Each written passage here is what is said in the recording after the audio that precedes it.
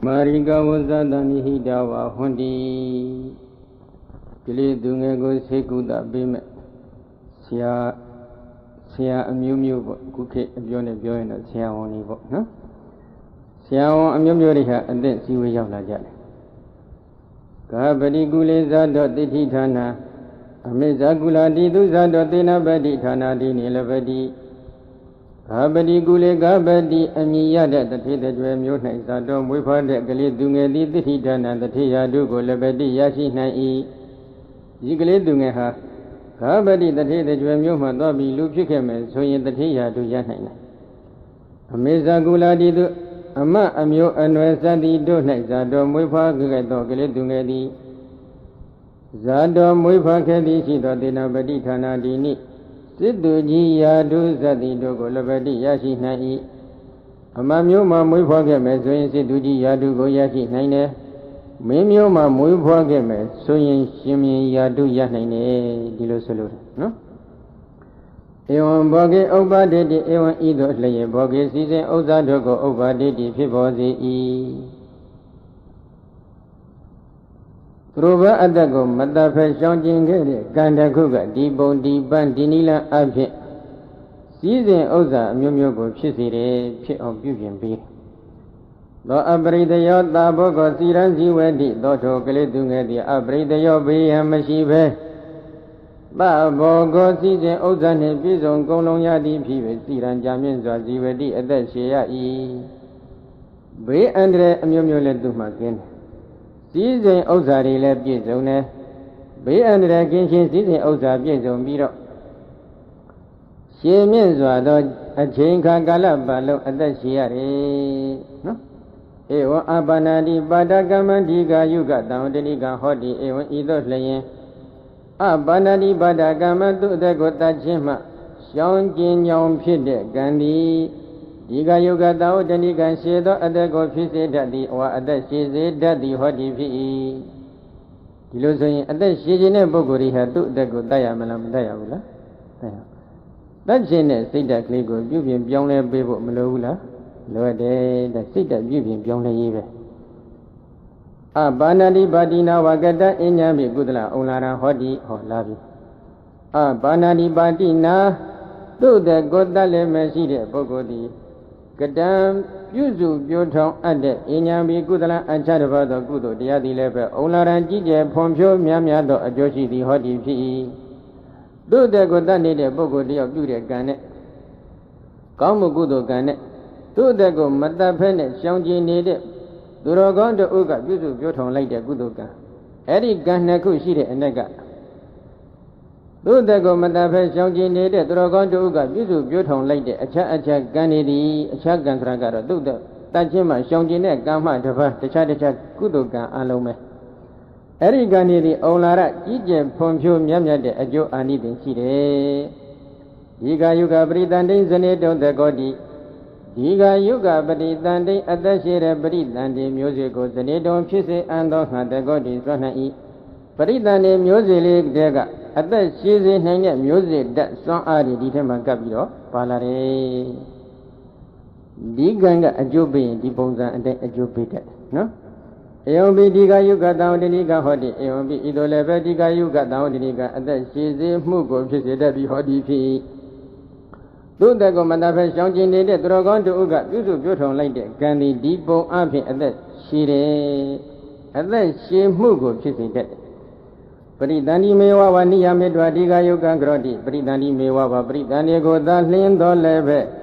Nia Midawata Mayu Diga Yoga at the Shejingo Grodi below you better e. Bridani Gole at the Shade, Bridani Muchi on Diganga Tamache Billy. Dama Bido at the Shade of Jubian Pandi Billy. Oh, Baga Dogan to cook a meal of many bar, no? Rawari Amiwan Mabridani Dinebi Muvala Rawane Amiwan Mabridani Dinebido Amiwan Mabad Deji Biazi Yare Drawa Dinaku Nanshi Lime Soye Amiwan Madeji Biazi Yare Drawaga Bobi Miare Lucia Hotare Dokan Taku Shiva Gulo Duragon to Usujazo ကိုချင်းသီလတွေဖြူစင်နေတဲ့သူတော်ကောင်းတို့ကိုကံတစ်ခုကပရိသတ်နေအကျိုးပေးလိုက်ပြီဆိုရင်အမိဝမ်းတွေမှာသေကျေစီတတ်တဲ့ကံမျိုးဘယ်တော့မှမဖြစ်စေရဘူးနော်အမိဝမ်းတွေမှာပဲမသေးကျေမပြည့်စည်ရအောင်ဒီကံကသတ်မှတ်ချက်ပေးလိုက်သာနိဋ္ဌာနာစေရနာယဝတိဝလောကေနိဗ္ဗတတိပုပ္ပပရာစေရနာဟိဟုတ်တာနိယနာတိကာယုကောဟောတိနောက်တနည်းပြောမယ်ဆိုလို့ရှိရင်တော့သူတို့ဘာအတက်ကိုမတတ်ဖြတ်တော့ဘာဘူးလို့ရှောင်ကျင်ပြီးဆုံးဖြတ်ချက်ချလိုက်တဲ့စေရနာလေးကိုသာနိဋ္ဌာနာစေရနာခေါ်တယ်အဲ့ဒီသာနိဋ္ဌာနာစေရနာကနတ်ပြည်နတ်လောကမှာပရိသတ်နေအဖြစ်သွားပြီးဖြစ်ပေါ်စေနိုင်တဲ့စွမ်းအားရှိတယ်သူတို့ဘာတဲ့ကိုမတတ်တော့ဘာဘူးလို့စိတ်ဆုံးဖြတ်ချက်မချခင်ရှေ့ပိုင်းမှာရှောင်ကျင်ဖို့ရန်ဖြစ်နေတဲ့စိတ်စေရနာတွေနောက်ပိုင်းမှာရှောင်ကျင်ပြီးတဲ့အချိန်ခါမှာလည်းဖြစ်ပေါ်လာတဲ့စိတ်စေရနာတွေရှိကုသိုလ်စိတ်စေရနာတွေအဲ့ဒီစေရနာတွေကလည်းခုနကပြောခဲ့တဲ့အတိုင်းလူပြည်လူလောကမှာလာပြီးတော့ပရိသတ်နေအဖြစ်ကြည်နေကြရမယ်ဆိုရင်အသက်ရှည်စေတတ်ပါတယ်ဣမိနာနိယနာတပ္ပပညာဝိသေသနေသူအထောဝိတိတဘောဒီပြဿနာကိုပြောဆိုခဲ့တဲ့အဖွင့်အတိုင်းနောက်လာမဲ့ပြဿနာအလုံးပေါင်း14ချက်ရှိတဲ့အနက်ကခု2ချက်ပဲပြောရသေးတယ်နော်အဲ့ဒီကျွင်းကြံနေသေးတဲ့ပြဿနာ12ချက်တို့မှလည်းဒီပုံစံကိုနီးမိပြီးသိရှိပါဆိုပြီးတော့အထက်ကရကဖွင့်ထားတယ်နော်ဒါကြောင့်နည်းနည်းစကားစက်မိအောင်ပြန်ပြီးတော့ပြောမယ်သူ့ဘာလွတ်လင်ကမြတ်စွာဘုရားကိုပြဿနာ14ခုမေးခဲ့အဲ့ဒီ14ခုမေးတဲ့အထက်မှာဘာကြောင့်အသက်ရှင်ရတယ်လဲဘာကြောင့်အသက်တိုးရတယ်လဲဒီမိကုန်းပါတယ်အသက်တိုးခြင်းဒီပါဏိပါဒကံလွန်ကျူးခဲ့လို့အသက်ရှည်ရခြင်းဒီပါဏိပါဒကံတွေကရှောင်ကျင်ခဲ့လို့မြတ်စွာဘုရားကပြန်ပြီးတော့အဖြေပေးတယ်နော်နောက်တစ်ခုဒုတိယအစုံအနေနဲ့သူကဗာမေကုန်းမေးခဲ့တယ်လေတချို့ပုဂ္ဂိုလ်တွေနော်ဒီပြည်ဒီလူပြည်လူလောကမှာတချို့ပုဂ္ဂိုလ်တွေကဘယ်လိုရှိသလဲအနာရောဂါသိပြီးတော့ထူပြောတယ်တချို့ပုဂ္ဂိုလ်တွေကြတော့ကျမ်းမာရေးသိကောင်းတယ်အနာရောဂါကျင်းတယ်ဘယ်လိုအကြောင်းကြောင့်ပါလဲလို့ဒီမေကုန်းကိုမြတ်စွာဘုရားမေးတော့အဲ့ဒီမေကုန်းကိုမြတ်စွာဘုရားဆက်ပြီးတော့ဖြေတယ်နော်ဣဒမာနဝဧကိသောဣတိဝပုရိသောဝတတ္ထနာဝိဟေထကဇာတိကောဟောတိပါဏိနာဝလိတုနာဝတန္တိနာဝတထေနဝမာနဝတကားတော်သူပလွတ်လင်ဣဒာဤလောက၌ဧကိသောအချို့သောဣတိဝအမျိုးသမီးသည်သော၎င်းပုရိသောဝအမျိုးသားသည်သော၎င်းတတ္ထနာတတ္တဝတို့ကိုဝိဟေထကဇာတိကောညှင်းပနှိမ့်ဆက်လျက်ရှိသည်ဟောတိဖြစ်၏သိအောင်တော့မတတ်ဖြတ်ဘူးသူတို့ဘက်ကိုညှင်းပနှိမ့်ဆက်ရမယ်ဆိုရင်စိတ်ထက်ကသိသဘောကျတယ်သူတို့ဘက်မျက်ရည်တောက်ကျ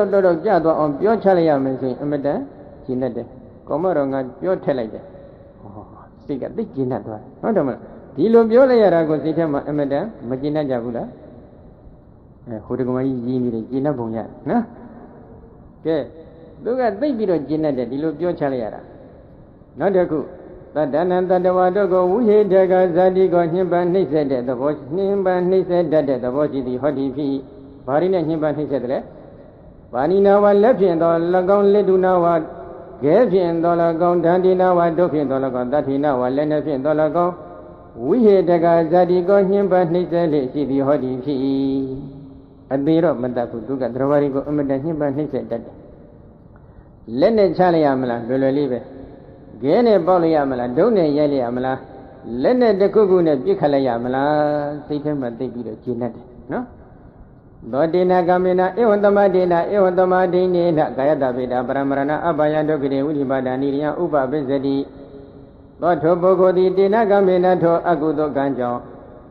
ဧဝံဤသို့တမတေနပြည့်ပြည့်စုံစုံပြုကျင်၍ထအပ်သောဧဝံဤသို့တမဒိနေနကောင်းစွာဆောက်တည်၍ထအပ်သောတေနကမေနထိုအကုသိုလ်ကံကြောင့်ကာယတာကိုယ်ခန္ဓာဤပိဋပျက်စီးခြင်းကြောင့်ပရမရဏသုတိပြကျွေးသလွန်သည်မှနောက်ကာလ၌အပါယံချမ်းသာဟု၍မြုံငွေ့မြမရှိသောဒုက္ခတိမကောင်းမှုပြုသူဒုစရိုက်တော်မတို့၏လာရောက်ရာဖြစ်သောဝိနိပါဒံအလိုအသာသန္တာကျင်းလျက်ဖြိုဖျက်ပြိုကွယ်ပျက်စီးလျက်ကြာရောက်ရာဖြစ်သောနိရိယငရဲသောဥပပိစတိကရောက်ရပေ၏သူတို့ဘာတွေကိုညှဉ်းပန်းနှိပ်စက်တတ်တဲ့ဒီအကုသိုလ်ကံကိုပြည့်ပြည့်စုံစုံဆောက်တည်ထားတယ်ပြည့်ပြည့်စုံစုံပြုကျင့်ထားတယ်အဲ့ဒီလိုပြည့်ပြည့်စုံစုံပြုကျင့်ဆောက်တည်ထားတဲ့ဒီအကုသိုလ်ကံကြောင့်ခန္ဓာကိုယ်ပြည့်ပစ္စည်းပြီးဒီမှနောက်ကာလ၌ဒီတော်ဟာဒီဘယ်ရောက်သွားတယ်လဲမကောင်းမှုပြုသူဒုစရိုက်သမားတို့ရဲ့လက်ရောက်ရာဖြစ်တဲ့ချမ်းသာဟု၍မြုံငွေ့မြမရှိတဲ့ငရဲသို့ရောက်ရှိသွားရတယ် နောဇေကာယတဗေဒပရမရဏအဘယတောကတေဝိနိပါဒနိယဥပပိသတိသာစီမနုဿတအာကိသတိယထာယထာပိသဇာယတိဘဝဘတောဟောတိကာယတကုခန္ဓာဤပေဒပျက်စီးခြင်းကြောင့်ပရမရဏသုတိပြကျွေးသလုံးသည်မှနောက်ကာလ၌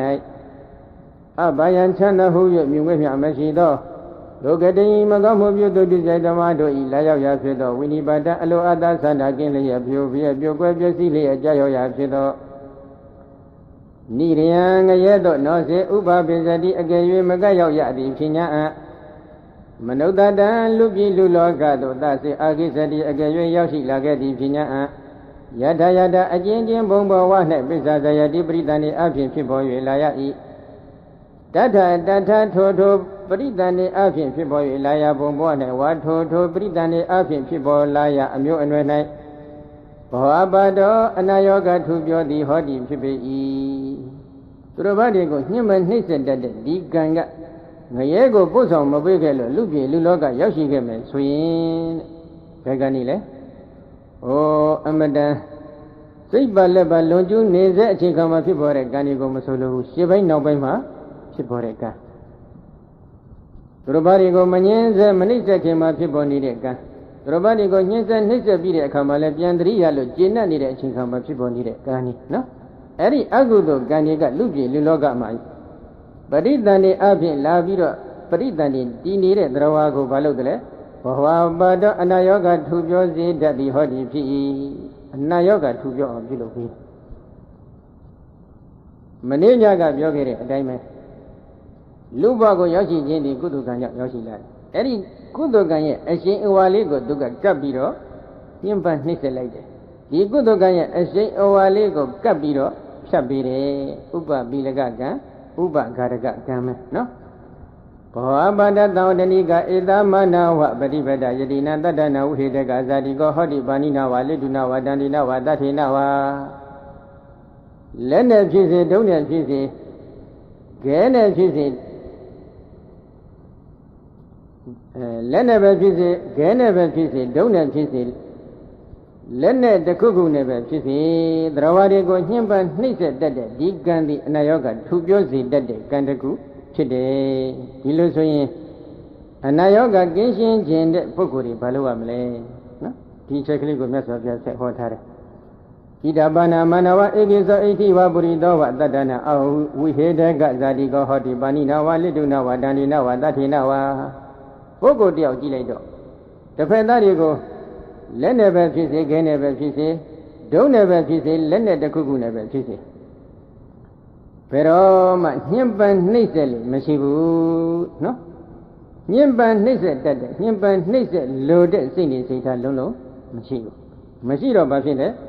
သောဒေနာကမေနာဧဝံတမဒေနာဧဝံတမဒိဋ္ဌိနာကာယတဗေဒပရမရဏသုကတိသက္ကလောကဥပပိစ္ဆတိ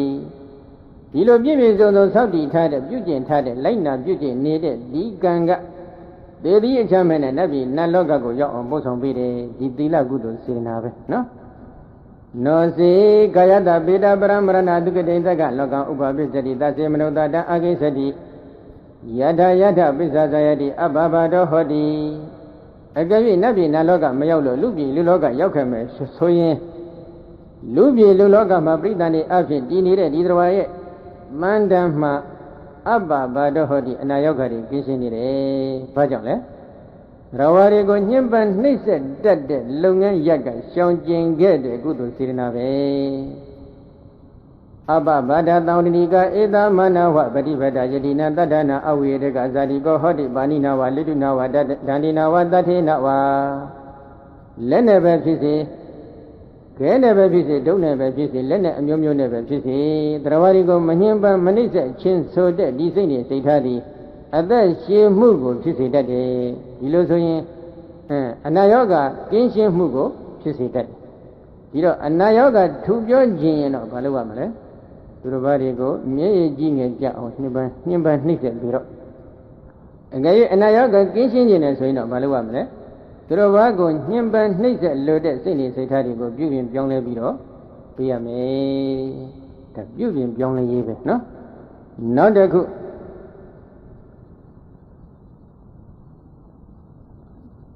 နံပါတ်3 ပု္ပ္ပာတစုံသူကထပ်မိတယ်ဒုဗ္ဗံနောဟောတိနော်တချို့ပုဂ္ဂိုလ်တွေအစဉ်ရုပ်သိလှတယ်တချို့ပုဂ္ဂိုလ်တွေကြတော့ရုပ်မလှဘူးဘယ်လိုအကြောင်းကြောင့်ရုပ်ရည်လှပရတယ်လဲဘယ်လိုအကြောင်းကြောင့်ရုပ်ရည်မလှပရတယ်လဲဒီမေကုန်းကိုမေးထားတယ်အဲ့ဒီမေကုန်းကိုမြတ်စွာဘုရားဘယ်လိုပြန်ပြီးတော့အဖြေပေးလဲဣဒမနဝဧကိသောဣဋ္ဌိဝပုရိသောဘဂေါတနောဟောတိဥပါယတဘဟုလောအဗံပိယတောသမ္မနောအပိသစ္စတိကုပ္ပတိပြပိစ္စတိပဋိဋ္ဌိယတိမာနဝတုဘလူလင်ဣဒဤလောက၌ဧကိသောအချို့သောဣဋ္ဌိဝအမျိုးသမီးသည်တော်၎င်းဝိရိသောဝအမျိုးသားသည်တော်၎င်းကောတွင်သောအမျက်ထွက်လေရှိသည်ဟောတိဖြစ်ဥပါယတဘဟုလောကြောင်းကြပူပန်မှုများပြားလေရှိသည်ဟောတိဖြစ်သားအတွက်ပူလိုက်ရတာသမီးအတွက်ပူလိုက်ရတာအဖိုးကြီးအတွက်လည်းပူလိုက်ရတာစိတ်မချလို့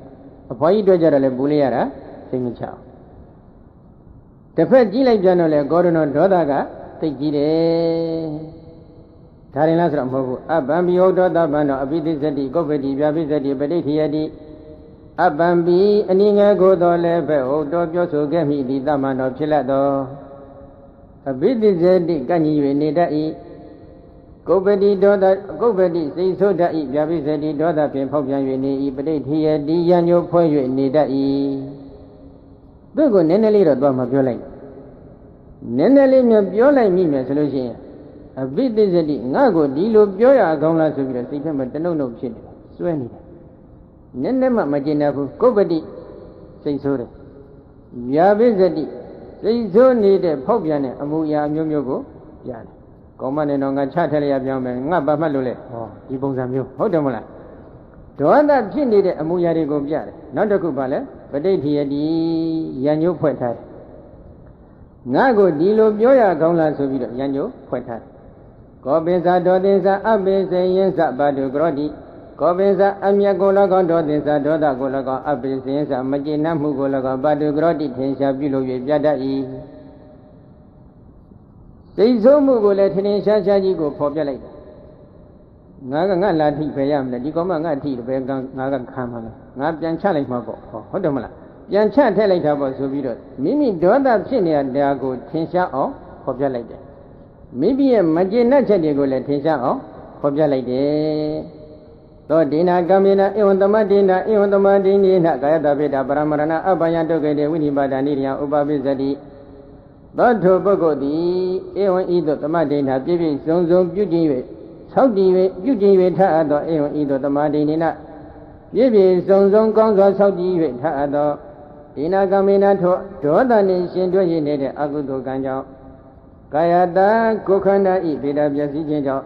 ပရမရဏသုတိပြကျွေသေလုံးသည်မှနောက်ကလ၌အပယံချမ်းသာဟု၍မြင်ဝဲမြမရှိသောဒုက္ခတိမကောင်းမှုပြုသူတုစိတ်တော်မတို့ရဲ့လက်ရော်ရဖြစ်သောဝိနိပါဒံအလိုအာသာသန္တာကင်းလျက်ဖြိုပြဲပြိုကွဲပျက်စီးလျက်ကြောက်ရဖြစ်သောနိရိယံငရဲသောဥပပစ္စတိကရောက်ရပေ၏သူမြတ်အပေါ်မှာမကျင်တဲ့ထာလေးတစ်ခုပက်ဆံဘလောက်များကုန်သွားတယ်ပက်ဆံလည်းတပြားမှမကုန်ဘူးပက်ဆံလည်းဘလောက်ရရှိလိုက်တယ်တပြားမှလည်းမရလိုက်ဘူးနော်ဒါပြင်းနဲ့အပေယောက်ျောဖြစ်တဲ့အကုသိုလ်ကံဒီမိမိမှာပြည့်ပြည့်စုံစုံရမသွားဘူးလားရသွားပြီသူတော်ဘာအပေါ်မှာဒေါသဖြစ်တဲ့စိတ်ထားကိုယ့်ကိုယ်ဒေါသကိုယ့်ကိုယ်ဖြစ်တာဘာဆိုင်လဲညင်းနဲ့ဘာဆိုင်လဲဟောတချို့ကဒီလိုငါဒေါသဖြစ်တာညင်းနဲ့ဘာဆိုင်လို့လာပြောရတာလဲတချို့ကဒီလိုဖြစ်တတ်တယ်နော်ဒီတော့ကိုယ်တို့ဟာကိုယ်ဒေါသဖြစ်တာဟာဘာမှမဖြစ်ဘူးမဟုတ်ဘူးဩဖြစ်တယ်ဘာဖြစ်လဲငရဲရောက်နိုင်တယ်ဒီတော့မိမိကငရဲကိုအလိုမရှိဘူးဆိုလို့ရှိရင်ဒီစိတ်နေစိတ်ထားလေးတွေပြည့်ပြည့်ပြောင်းလဲပြစ်ဖို့မလိုဘူးလားလိုအပ်နေတယ်ဒီနေ့ပဲတက္ကမကြီးတယောက်ကလမ်းလျှောက်တယ်လာကြတော့တယ်ဘုန်းကြီးကျင်းနေတော့ကိုလာကြတော့တယ်ဟုတ်တယ်မလားလာကြတော့တဲ့ခါကျတော့သူကငမှုနဲ့အကြောင်းပါနေတော့သူငမှုအကြောင်းဘုန်းကြီးကမေးတော့ငမှုကျိုးသွားပြီတဲ့ဘာဖြစ်လို့ကျိုးတယ်လဲလို့မေးလိုက်တော့သူကဒေါသထင်ရှားပြလို့ပါဆိုပြီးဘေးကနေဝိုင်းကြတယ်သူကလည်းဒေါသထင်ရှားဘယ်လိုပြလိုက်လဲဆိုတော့သေကမငမှုနဲ့စကားများနဲ့ငမှုတွန်းချလိုက်တယ်လေကားနဲ့ငမှုကျသွားရောဟုတ်တယ်မလားကျသွားတော့အောက်ကြတဲ့ကငမှုလက်ကျိုးသွားတဲ့ဟုတ်တယ်မလားလက်ကျိုးသွားတဲ့အချိန်ကကြတော့ပြစ်ထားလိုက်ပါလားလို့ဘုန်းကြီးကမေးတယ်ပြောတယ်မပြစ်နိုင်ဘူးတဲ့ဟောသူကအော်နေတဲ့အခါကျတော့ဘေးကသားသမီးတွေကဝိုင်းပြီးတော့သူ့ကိုလာပြောတယ်ပြောတော့လေသူကအနံ့သွတ်ပြီးကပ်ပြီးပြုစုရပြန်တယ်ဟုတ်တယ်မလား ဒီတော့ဘုန်းကြီးတော့ပြောလိုက်တယ်ငမှုကနားလည်နေတာလို့ဘယ်လိုနားလဲလဲဒီကောင်မငါဘယ်လိုချွဲလိုက်ရင်ငါနဲ့ဒီကောင်မရောက်လာမယ်ဆိုတော့ငမှုကောင်းကောင်းသိတယ်ဟုတ်တယ်မဟုတ်လားအဲ့ဒါကြောင့်သူကကောင်းကောင်းချွဲလိုက်တော့ဒီမကြီးမနေနိုင်လို့သွားပြုစုရတာလို့ဦးဇင်းကတော့ပြောလိုက်ပါလိမ့်နော်ဘာဖြစ်လို့လဲဒီလိုကံတွေကိုပြုစုပြုထောင်ထားခဲ့မယ်ဆိုရင်နော်ဒီကံကလွတ်အောင်ယုံလို့မရအောင်ပြုပြင်ဖန်တီးပေးတယ်ဒီအနံ့ကခွဲလို့မရဘူးတကယ်တော့ရဲရဲဆက်ဆက်နဲ့စွန့်ပြစ်လိုက်ပါလားဆိုတော့မစွန့်ပြစ်နိုင်ဘူးမစွန့်ပြစ်နိုင်တဲ့ကံတွေကိုမိမိတို့ကထူထောင်ထားခဲ့နော်အခုလည်းဒီတိုင်းပဲဒီဒေါသဖြစ်တဲ့ဟာဘာမှမဖြစ်ဘူးမဟုတ်ဘူးနော်ဒီဒေါသလေးက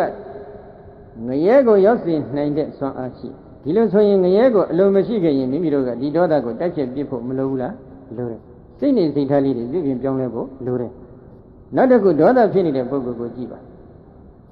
အမတန်ချောမောလှပနေတဲ့အမျိုးကောင်းသားအမျိုးကောင်းသမီးပဲဖြစ်ခြင်းဖြစ်ပါစေဒေါသဖြစ်နေတဲ့အချိန်ခါမှာသူ့ကိုတွားကြည့်အယုတ်မဆိုးဘူးလားအယုတ်ဆိုးတယ်အဲ့ဒီကံကသူ့ကိုအကျိုးပေးဖို့ရအခါခွင့်တင့်လာပြီဆိုရင်ဘာဖြစ်လဲနောစေကာတာပေတပရမရဏအပယံဒုက္ခတိဝိနိပါဒနိရိယဥပပိစတိသာစီမနုဿတအာကိစတိယထာယထာပစ္စာဇယတိဒုက္ခနောဟောတိကာယတကုခန္ဓာဤပိတာပျက်စီးခြင်းကြောင့်ပရမရဏသုတိပြတ်တွေ့တင်လွန်ဒီမှာနောက်ကာလ၌အပယံချမ်းသာဟု၍မြုံငွေ့မြမရှိသောဒုက္ခတိမကောင်းမှုပြုသူစိတ်တော်မတို့၏လာရောက်ရာဖြစ်သောဝိနိပါဒံအလိုအသာဆန္ဒကင်းလျက်ဖြိုကွယ်ပျက်စီးလျက်အကြရောက်ရာဖြစ်သောနိရိယငရဲသို့နောစေဥပမိစတိအကဲ့၍မကဲ့ရောက်ရသည်ဖြစ်냐အံမနုဿတံလူပြည်လူလောကသို့သစေအာကိစတိအကဲ့၍ရောက်ရှိလာခဲ့သည်ဖြစ်냐အံယထာယထာအကျဉ်အမျိုးအနွယ်၌ပစ္စာဇာယတိပရိသန္တိအဖြစ်ဖြစ်ပေါ်၍လာရပေ၏တထထိုအမျိုးအနွယ်၌ဒုက္ခနောအစင်မလာသည်ဟောတိဖြစ်၏ဒီဒေါသလေးဖြစ်ခဲ့တဲ့ကံကငရဲမရောက်ဘူးထားတဲ့ခုနကသန္နိဋ္ဌာနစေတနာလို့ခေါ်ဆိုအပ်တဲ့တကယ်တမ်းပြစ်မှုတွေလွန်ကျူးနေတဲ့အချိန်ခါမှာဖြစ်ပေါ်နေတဲ့ဒေါသအကုသိုလ်စေတနာကိုတော့ထားလိုက်ရှေ့ပိုင်းနောက်ပိုင်းမှာဖြစ်ပေါ်နေတဲ့အကုသိုလ်စေတနာတွေကနေပြီးတော့လူပြည်လူလောကမှာလာပြီးတော့အကျိုးပေးဖို့ရန်အခါခွင့်သင့်ပြီဆိုရင်လူပြည်လူလောကကိုကံတစ်ခုကကုသိုလ်ကံတစ်ခုကပြစ်ချလိုက်လို့လူဖြစ်လာတဲ့အချိန်ခါမှာခုနကဒေါသနဲ့ရှင်တွဲနေတဲ့အကုသိုလ်ဓာတ်ငွေတွေကကပ်ပါလာတဲ့အတွက်ကြောင့်ဒီပုဂ္ဂိုလ်ဒီဒုဗ္ဗာနအစင်းမလှတော့ဘူးအကြီးတန်းအယုတ်ဆိုးတယ်နော်ခဏခဏတော့ပြောဥပါတယ်ဘုန်းကြီးတစ်ပါးပြောတဲ့စကားလုံးလေးဘုန်းကြီးကခဏခဏမှတ်ထားတယ်လေပင်ကြည့်လိုက်တော့ဖားလေပင်နဲ့အသားကြည့်လိုက်တော့တပိတ်ရောင်ခါးကြည့်လိုက်တော့လေလိတ်ခါတဲ့ဟုတ်တယ်မလားပုံမကြပုံပန်းမကြတဲ့ပုဂ္ဂိုလ်တို့ဖြစ်လာရတယ်ဘာကြောင့်လဲဒေါသနဲ့ရှင်တွဲပြီးတော့ကံတွေကိုပြုစုပြောထောင်ခဲ့တယ်သို့မဟုတ်ဒေါသသိပြီးတော့ကြီးခဲ့တယ်ဒေါသကြီးခဲ့တဲ့ပုဂ္ဂိုလ်ဒီကံကအကျိုးပေးပြီဆိုရင်ရုပ်လှသလားမလှဘူးလားမလှတော့ဒါဖြင့်မိမိတို့ကရုပ်ရည်ချောမလှပတဲ့အမျိုးကောင်းသားဖြစ်ခြင်းနဲ့ဆိုရင်အမျိုးကောင်းသမီးဖြစ်ခြင်းနဲ့ဆိုရင်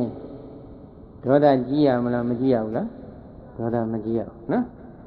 ဒေါသတွေကိုရှောင်ကျင်ပြည့်ဒါစိတ်ဓာတ်ဆိုတာပြုပြင်ပြောင်းလဲလို့မရဘူးလားရပါတယ်ဒီဒေါသတွေအမျက်ဖြစ်နေတဲ့တရားမဟုတ်ဘူးအနိစ္စတရားပဲရာဂဟာအမျက်ဖြစ်နေတဲ့တရားတွေမဟုတ်ဘူးအနိစ္စတရားတွေအလုံးဒီအနိစ္စတရားတွေဖြစ်တော့မိမိတို့ကပြုပြင်ပြောင်းလဲပေးမယ်ဆိုရင်မရဘူးလားရပါတယ်ဒါပေမဲ့ပြုပြင်ပြောင်းလဲခြင်းနဲ့စိတ်ထားတချို့ကမရှိဘူးငါဒေါသကသူများဒေါသနဲ့တူတာမဟုတ်ဘူးငါစိတ်ကသူများစိတ်နဲ့တူတာမဟုတ်ဘူးဆိုပြီးဒါကိုပဲဂုံယူပြီးတော့ဝင်ကြွားပြီးတော့နေတတ်ကြပြန်တယ်အဲ့ဒီလိုဂုံယူဝင်ကြနေတဲ့ပုဂ္ဂိုလ်တွေဒီဘာဖြစ်မလဲဘယ်ဘဝပဲရောက်လျာဘဝမှာဘာဖြစ်မလဲအကြီးတန်းအယုတ်ဆိုးတဲ့ပုဂ္ဂိုလ်သာဖြစ်လိမ့်မယ်ဒါတော့ဘုရားရှင်ရဲ့အကြီးတန်းအယုတ်ဆိုးစေတတ်တဲ့ကံတရားပဲနော်ဘုရားဟောနေတဲ့ကံပဲဒုဗ္ဗနာတဝန္တိကဧသမနဝပฏิပဒယတိတံကောဒနောဟောတိဥပယတဘဟုလောအဗံပိဝုဒ္ဓတပ္ပနောအပိသစ္စတိကုပ္ပိတိဗျာပိစ္စတိပဋိဋ္ဌိယတိကောပင်သတ္တောသင်္သာအပင်စင်္သာပါတုကရောတိရုပ်ရည်မချောမမလှပရအခြင်းအယုတ်ဆိုးရအခြင်းအကြီးတန်းအယုတ်ဆိုးရအခြင်းရဲ့အကြောင်းရင်းသည်ဒီဒေါသပဲနည်းနည်းလေးပြောရင်တော့မှနည်းနည်းမှအထိမခံဘူးဒီကောင်မများတော့သွားမပြောလိုက်စမ်းမှနဲ့ဒင်းကနည်းနည်းမှပြောလို့ဆိုလို့ရတဲ့ကောင်မမျိုးမဟုတ်ဘူးတဲ့တချို့ဒီလိုပြောကြတယ်နည်းနည်းမှသူကအထိမခံဘူးပြောလိုက်ပြီဆိုလို့ရှိရင်တခါတည်းမကျေနပ်ချက်တွေကိုတပုံကြီးထင်ရှားပြတော့တာပဲဟ hô bố đồ phải let cái này bị đồ mình ôm let hết đâu là mình ôm let cái này bị đồ hô bác cái gu này ngay số let hết thi bỏ đi nó giờ rồi này chỉ bị đồ mà chỉ nói chơi đi cũng có lấy ra được không như vậy nát thòng lâu go mà cũng nó đó cho ấy đi đó ta đi để chỉ như thế bố cô đi giáo liền qua mà bắt chết đấy dùng số đấy nó được ida bana manawa ekiso itiwa buridowa egodano hodi nupayata bahulo manawa tubalule ida bana iloka naiga ekiso achodo amyo itiwa amyodmi di dolaka buridowa amyoda di dolaka egodano doda majile amyat twele masi di hodi phi nupayata bahulo yanyo phwe mu mapya mamya pya di wa sei puban chaung cha mu mamya pya di hodi phiစိတ်ထဲမှာဒေါသရဲ့လို့ဖြစ်လာပြီဆိုရင်ပူပန်မှုလေးတွေဝင်လာတယ်။ခုဒီပုဂ္ဂိုလ်ကြည့်လိုက်တဲ့အခါကျတော့ဒေါသမဖြစ်ဘူးပူပန်မှုလည်းမရှိဘူးနော်။ဘုံဘိယောဒေါသမနောနာပိသစ္စတိနကုပ္ပတိနပြပိစတိနပဋိဋ္ဌိယတိနာကောပိသဒေါသင်္စအပိစယင်းစပါတုကရောတိဘုံဘီများစွာသောလည်းပဲဩတော်ပြောဆိုအတ္တိသမနောဖြစ်ပေါ်လတ်သောနာဘိသစ္စတိစိတ်ထဲနဲ့ညိက၍မနေငါကိုပြောရကောင်းလားဟု၍စိတ်ထဲနဲ့ညိကမှုမရှိနကုပ္ပတိစိတ်မဆိုးနပြပိစတိဖောက်ပြန်တဲ့စိတ်အမူအရာမရှိနပတိထယတိယညိုဖွဲ့မှုမရှိပေကောပင်စအမျက်ကိုလည်းကောဒေါသင်္စဒေါသတရားကိုလည်းကောအပိစယင်စမထက်တဲ့မှုကိုလည်းကောနပါတုကရောတိထင်ရှားမပြပေစိတ်ထဲမှာနည်းနည်းမခံနိုင်ပေမဲ့လို့သူတော်ဘာသိအောင်ထုတ်ဖော်ပြီးပြောမှုပြမှုမရှိဘူးဘလောက်ပဲပြောချင်တာပြောပါလေသူပြောတယ်သူကံပဲ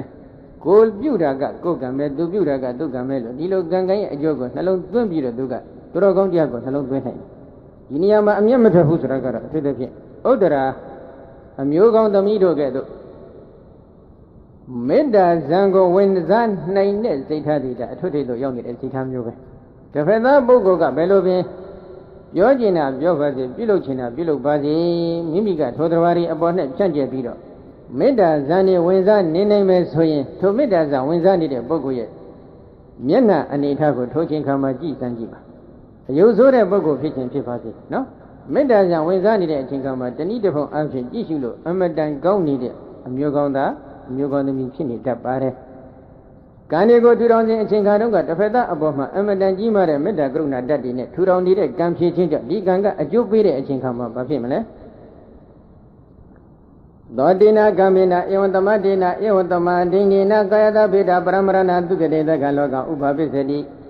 ဧဝံဤသို့သမတေနာပြည့်ပြည့်စုံစုံပြုကျင့်၍ထအပ်သောဧဝံဤသို့သမဒိနေနာပြည့်ပြည့်စုံစုံဆောက်တည်၍ထအပ်သောဒီနာကမေနာထိုကုသိုလ်ကံကြောင့်ကာယတကိုခန္ဓာဤဗေဒပျက်စီးခြင်းကြောင့်ပရမရဏသုတိပြည့်ကျွေသည်လုံးဒီမနောကာလ၌သူကတရင်ကောင်းမှုပြုသူစိတ်တော်မတို့ဤလာရောက်ရဖြစ်သောတက္ကံလောကနတ်ပြည်လောကတို့ဥပပိစတိပရိသန္တိအပြင်ကရောက်ရပေ၏ဒီနေရာမှာတော့အကယ်၍မေတ္တာဇံရရှိခဲ့မယ်ဆိုရင်တော့ထိုမေတ္တာဇံတွေကတော့ယမပြည်လို့ခေါ်ဆိုအပ်တဲ့နတ်ပြည်နတ်လောကကိုပို့ဆောင်ပေးမှဖြစ်တယ်နော်နောစီကာယတဗေဒပရမရဏဒုက္ကတိတက္ကံလောကဥပပိစတိသစ္စေမနုဿတအကိစ္စတိယထာယထာပိစ္ဆာဇာယတိပါတာတိကောဟောတိပါတာတဏိကသောတိကဧတမနဝပฏิပဒယတိတအကောတနောဟောတိအနုပါယတဘဟုလောဘဟုံပိယုတောသမနောနဘိသစ္စတိနကုပ္ပတိနဗျာပိစတိနပဋိဋ္ဌိယတိ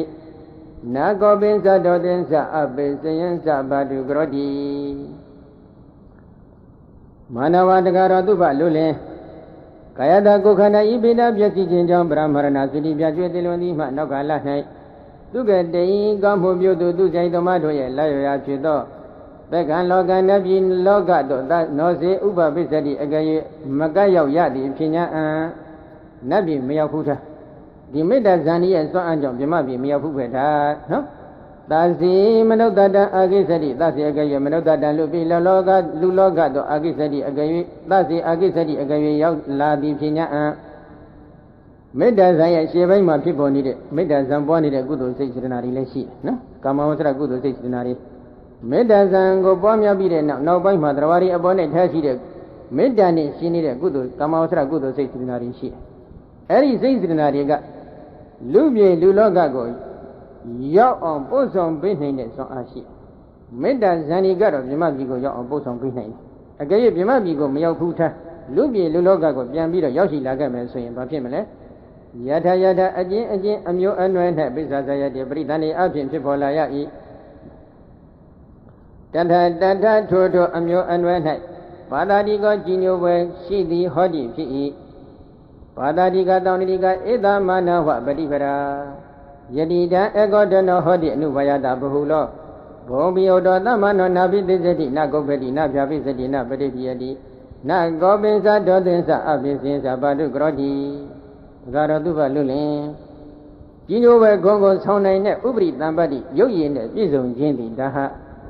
အကျင့်တစ်ခုပဲဘာအကျင့်လဲဒေါသမကြည့်ခြင်းအမျက်ဒေါသမကြည့်ခြင်းဘလောက်ပဲသူများတွေကပြောခြင်းပြောပါစေဘယ်တော့မှစိတ်မဆိုးဘူးဘယ်တော့မှစိတ်ဖောက်ပြန်တဲ့အမူအရာကိုမပြဘူးဘယ်တော့မှညံ့ညိုမထားဘူးအမျက်ကိုလည်းထင်ရှားဘယ်တော့မှမပြဘူးဒေါသကိုလည်းဘယ်တော့မှထင်ရှားမပြဘူးမကျေနပ်ချက်တွေကိုလည်းဘယ်တော့မှထင်ရှားမပြဘူးအဲ့ဒီလိုမပြခြင်းဆိုတဲ့ကျင့်ဝတ်ပฏิပတ်သည်ကြီးညိုပဲကိုဂုံကိုဆောင်းနိုင်တဲ့အမတန်ချုံမောလှပတဲ့ဥပရိတံပတ္တိခေါ်တဲ့ရုပ်ရည်နဲ့ပြည့်စုံဖို့ရအကြောင်းတစ်ခုကျင့်ဝတ်တစ်ခုဖြစ်တယ်လို့မြတ်စွာဘုရားခေါ်ထားတယ်နော်ဒီနေရာမှာဥစဉ်နဲ့တတိယလို့ဉာဏ်ညွှန်းဖွဲ့မှုနဲ့ပတ်သက်ပြီးတော့ဂရိရတဲ့အတွက်ဇလေဥပုည္ညရဲ့စကလုံးနဲ့သုံးရင်တော့မေမင်းကြီးမသုဘဒာဟုတ်တယ်မလားသုဘဒာအကြောင်းလေးနည်းနည်းပြောမှာတခြင်းဥစဉ်တို့မြတ်စွာဘုရားဇေတဝန်ကျောင်းတော်မှာတရားဟောပလင်ထက်မှာတရားဟောနေတယ်ဘုရားရှင်တရားဟောတော်မူတဲ့အချိန်ခါမှာတရားနာပရိသတ်တွေထဲမှာဘိက္ခုနီမတွေလည်းပါကြပါတယ်အဲ့ဒီဘိက္ခုနီမတွေတဲကဘိက္ခုနီမလေးတစ်ပါးကစိတ်ထက်ဘယ်လိုဖြစ်လာလဲတရားဟောတော်မူတဲ့ဘုရားရှင်ရဲ့32ပါးသောယောက်ျားမြတ်တို့ရဲ့လက္ခဏာ80သောလက္ခဏာတော်ငယ်ယောင်ကြီးတော်6သွယ်တို့ဖြင့်တင့်တယ်စံပယ်စွာဖြင့်အမတန်ตายတဲ့မြမမင်းရဲ့အတန်နှင့်တူနေတဲ့အတန်တော်နဲ့တရားဟောနေတာကိုကြားနာရတော့စိတ်ထဲမှာအမတန်ကြည်နူးနေတယ်ဒီလောက်တော့ကြက်တည်မင်္ဂလာအပေါင်းနဲ့ပြည့်စုံနေတဲ့ယောက်ျားမြတ်တူကိုငါသည်တစ်ချိန်လုံးကများသူ့ရဲ့ချင်းအလုတ်အကျွေးများဖြစ်ခဲ့ဘူးသလားပါဒပရိစ္ဆာရိကခေါ်ပါတယ်နော်ချင်းအလုတ်ကျွေးဆိုတာတော့ဒကာကြီးတွေဒကာမကြီးတွေနားလဲကြလားဟမ်ဟောနားမလဲဘူးတဲ့ပါရမီဖြစ်ဘက်ကိုပြောတာပါပဲနော်သူ့ရဲ့ချင်းမသူ့ရဲ့အင်ရှင်မအဖြစ်နဲ့ပါရမီများဖြစ်ခြင်းခဲ့ဘူးရဲ့လားလို့သူကတရားနိုင်ရင်စိတ်ကူးကြည့်တဲ့ကဲခက်ပုံကနော်အဲ့ဒီလိုစိတ်ကူးကြည့်လိုက်တဲ့အချိန်ကမှစိတ်ကူးနေရင်လည်းသူ့ရဲ့ပါရမီအထရောစွာဇာတိတရာဉာဏ်လေးတွေကရရှိလာတယ်အတိတ်ဘဝတွေကိုလှမ်းပြီးတော့ဆန်းစစ်ကြည့်လိုက်တော့တဘောပြီးတော့လိုက်ကြည့်လိုက်တာနောက်ဆုံးသံတန်စင်မင်းဘဝမှာသူ့ရဲ့အလုတ်ကျွေးပါဒပရိစ္ဆာရိကခေါ်တဲ့ချင်းအလုတ်ကျွေးဖြစ်ခဲ့ဘူးတယ်ဆိုတာသွားတွေ့လိုက်တဲ့အချိန်ခါကျတော့ဝမ်းသာလိုက်တာဒီလိုယောက်ျားမြတ်တူရဲ့ပါရမီကိုငါကူညီပြီးဖြစ်ကျင်ခဲ့ရတဲ့ငါဘဝအမတန်တန်ဖိုးရှိတယ်လို့သူစိတ်ထဲသဘောပေါက်ပြီးတော့အမတန်ဝမ်းသာပြီမဲ့လို့သူကနည်းနည်းလေးဒီချိန်ကမှ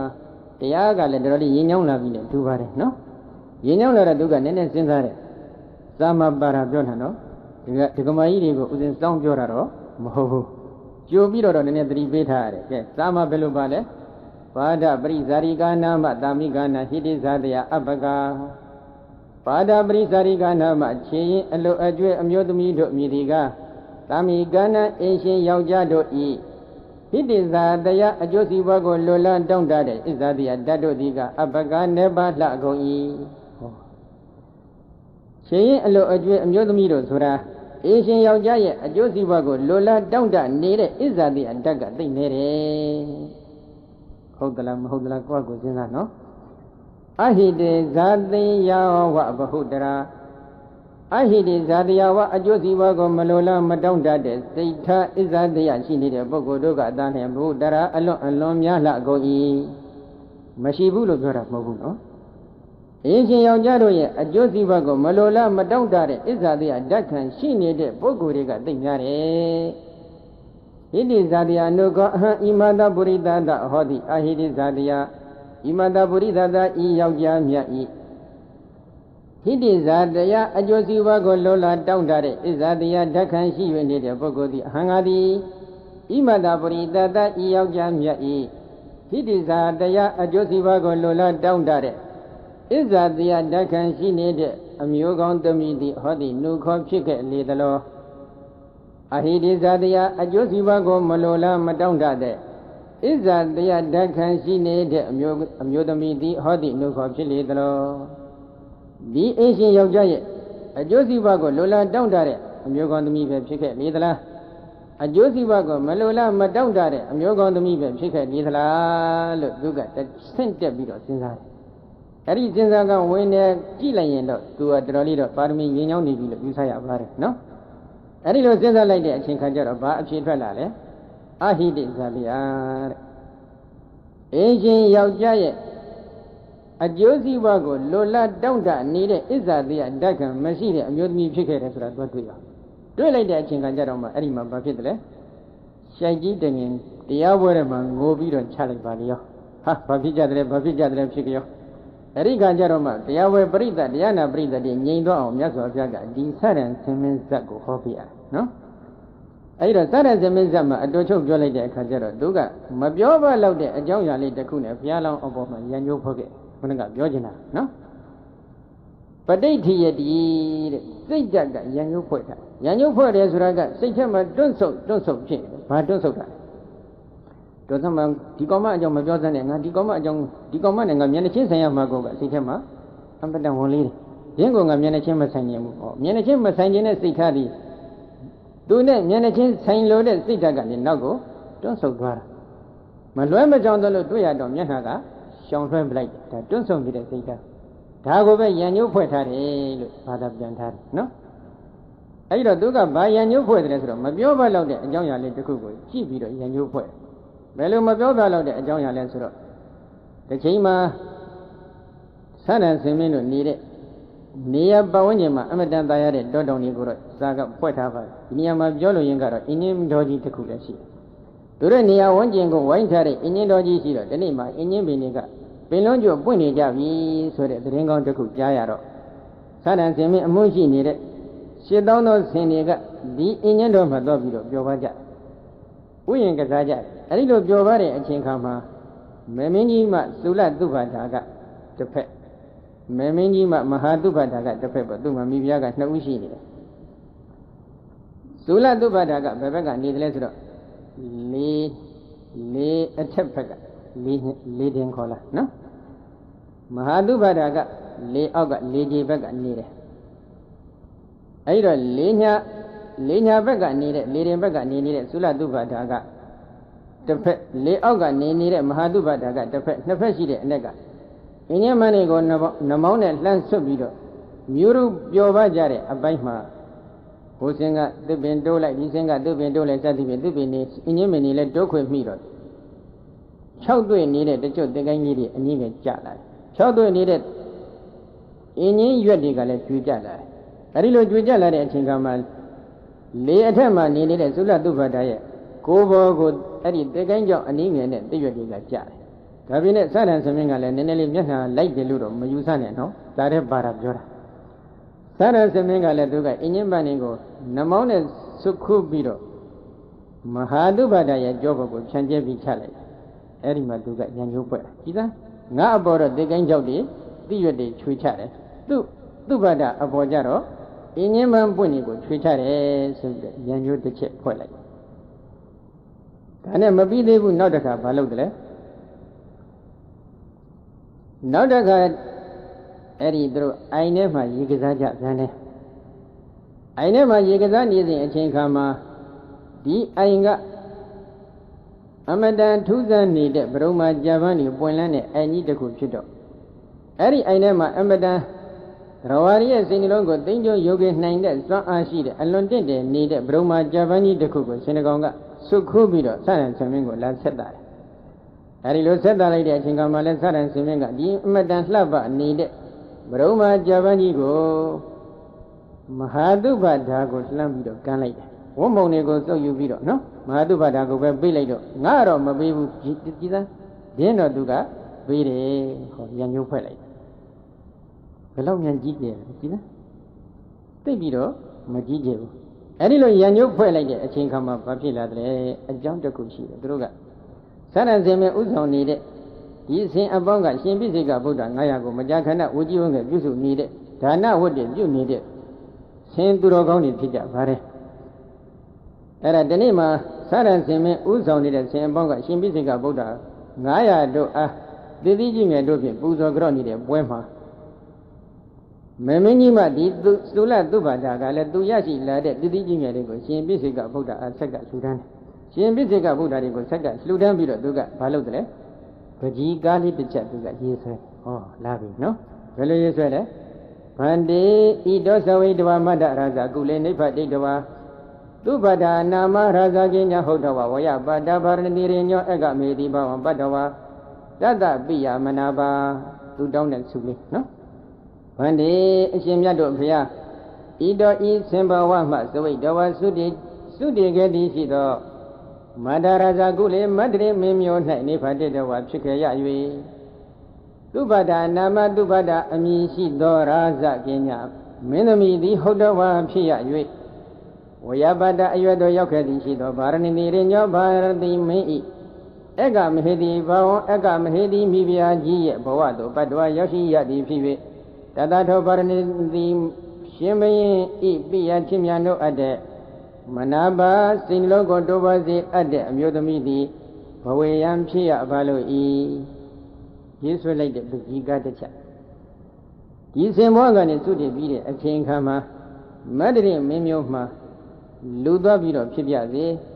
သုဘဒအမည်ရှိတဲ့မင်းသမီးဖြစ်ပြစေအရွယ်ရောက်တဲ့အချိန်ခါမှာဗာရဏိတိမင်းရဲ့အက္ခမဟေတိမိဖုရားကြီးဖြစ်ပြစေအဲ့ဒီအက္ခမဟေတိမိဖုရားကြီးဟာလဲဗာရဏတိမင်းကအလွန်ချစ်မြတ်နိုးအပ်တဲ့အက္ခမဟေတိမိဖုရားကြီးသာဖြစ်ပြစေဒီဆုတောင်းကဲဒီတော့ဒီနေရာမှာဟိုတနေ့ကပြောခဲ့တဲ့အဝိဇ္ဇာတနာဥပါဒအကြောင်းလေးနည်းနည်းပြန်ဆန်းစစ်ကြည့်နော်တရားလေးစခဲ့တယ်ဘယ်လိုလဲနမတေကောယံဘိခဝေတန္တရောပုဗ္ဗဂောတိနပညာယတိအဝိဇ္ဇာနိဝရဏနံတတ္တနာတနာတံယောဇနနာတဏ္ဍဝတ္တံတန္တရတံဘိခဝေจิตယံတို့အယံတန္တရောဤခန္ဓာအရဏတတ်တို့ရဲ့အစမပြဖြစ်ပေါ်၍နေရအစဉ်အတန်းဟုခေါ်ဆိုအပ်တဲ့တန္တရာသည်အနမတေကောဉာဏ်ဖြင့်အစဉ်လျောက်၍တော်လည်းမသိနိုင်သောအစာရှိပေ၏အဝိဇ္ဇာနိဝရဏနာအဝိဇ္ဇာနိဝရဏတရားသည်ပိဖုံကာစီအတ္တိဖြစ်၍တဏှာတန်ယောဇနနာတဏှာတိဟုသောတန်ယောစဉ်ကြောကရစ်ပနှောင်ဖွဲ့ထအတ္တိဖြစ်၍တန္တာဝတံထိုဘဝမှဤဘဝမှထိုဘဝသို့ပြောင်းပြန်ကျင်လီကျဆပြည့်သွား၍နေကြရကုန်သောသန္တရာတံတခုသောဘဝ၌လည်းပဲထခကျင်လီကျဆပြည့်သွား၍နေကြရကုန်သောတတ္တနံတတ္တဝါတို့ဤပုဗ္ဗကောတိရှိအစွန်ကိုနပညာယတိမသိနိုင်ပေအဝိဇ္ဇာနိဝရဏတရားကပိဖုံးကာစီထားတယ်တဏှာတိဟုသောတန်ရောစဉ်ကျိုးကရစ်ပနှောင်ဖွဲ့ပြီးတော့ထားတယ်အဲ့ဒီလိုအဝိဇ္ဇာနိဝရဏကပိဖုံးကာစီပြီးတော့တဏှာတိဟုသောတန်ရောစဉ်ကျိုးဖြင့်ရစ်ပနှောင်ဖွဲ့ခံရတဲ့ဒီတရားတွေရဲ့မန္တရာခရီးအစကိုလှမ်းမြော်ပြီးဉာဏ်နဲ့အစဉ်လျောက်ကြည့်ခဲ့မယ်ဆိုရင်မသိနိုင်တဲ့အစရှိတယ်ခုကြည့်ပေါ့ဆရဆင်မင်းဘဝကနေပြီးတော့ဘိက္ခုနီဘဝရောက်ရှိလာပြီဘယ်လောက်တန်ត្រာကြီးရောရှည်ခဲ့တယ်ဆိုတော့ပြန်ကြည့်ဘာကိုအခြေခံခဲ့လဲအဝိဇ္ဇာနဲ့တဏှာအခြေခံလာတယ်ဒီတော့ဒီနေရာမှာဘာအဝိဇ္ဇာလဲလို့မေးလိုက်တော့မတ္တရိမင်းမျိုးမှာမင်းသမီးဖြစ်ပြစေဆိုပြီးသူကဒီစုတောင်းထားတယ်ပရမတ္တသစ္စာနယ်ဘက်ကနေကြည့်လိုက်တဲ့အခါကျတော့မင်းသမီးသုဘဒ္ဒအမည်ရှိတဲ့မင်းသမီးဖြစ်ပြစေစုတောင်းတယ်ပရမတ္တသစ္စာနယ်ဘက်ကကြည့်လိုက်တော့သုဘဒ္ဒအမည်ရှိတဲ့မင်းသမီးဆိုတာရှိလားမရှိဘူးအဲ့ဒီသုဘဒ္ဒအမည်ရှိတဲ့မင်းသမီးဘဝကိုရတယ်ပဲထားအဲ့ဒီ